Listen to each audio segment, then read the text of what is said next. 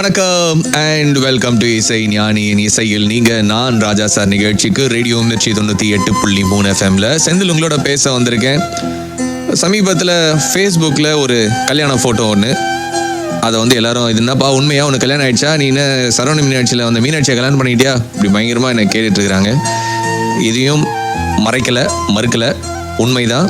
சமீபத்தில் எனக்கும் என் கூட சரவணன் மீனாட்சியாக நடித்த ஸ்ரீஜா அவங்களுக்கும் திருப்பதியில் குடும்ப சமேதமாக ரொம்ப சிம்பிளாக ஒரு கல்யாணம் நடந்தது.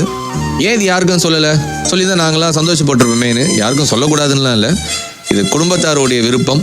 இது ரொம்ப குறுகிய காலகட்டத்தில் ஏற்பாடு பண்ண ஒரு கல்யாணம். அதனால் சிம்பிளாக திருப்பதியில் பண்ணணும் அப்படின்னு சொல்லி திருப்பதியில் கல்யாணம் பண்ணோம். அதுக்கப்புறம் உங்ககிட்ட அனௌன்ஸ் பண்ணுறதுக்குள்ளே அங்கே ஒருத்தர் ஃபோட்டோ எடுத்து இதை ஃபேஸ்புக்கில் விட்டார்.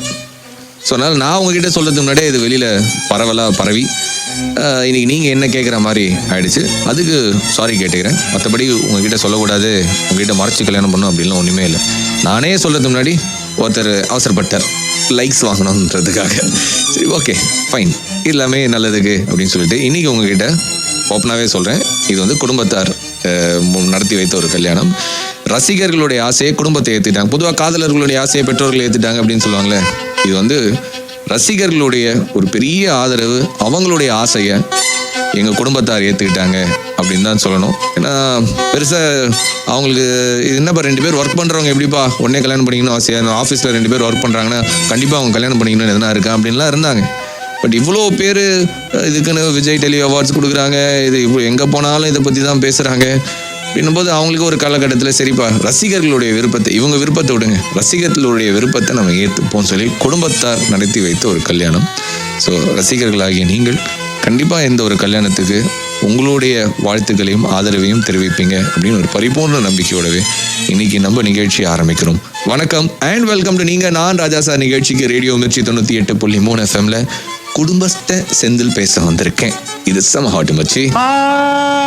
இசை ஞானியின் இசையில் நான் ராஜா சார் நிகழ்ச்சி கேட்டுருக்கிறீங்க. ரேடியோ மிர்ச்சி 98.3 FM செந்தில் உங்களோட பேசிக்கிட்டு இருக்கிறேன். இன்னைக்கு ராஜா சார் பாடல்களோடவே எனக்கு சென்ற வாரம் திருமணம் ஆச்சு அப்படின்னு சொன்னேன். சரவணன் மீனாட்சி சீரியலில் மீனாட்சியாக நடித்த ஸ்ரீஜாவை தான் கல்யாணம் பண்ணிக்கிட்டேன் அப்படின்னு நானே உறுதிப்படுத்தினேன்.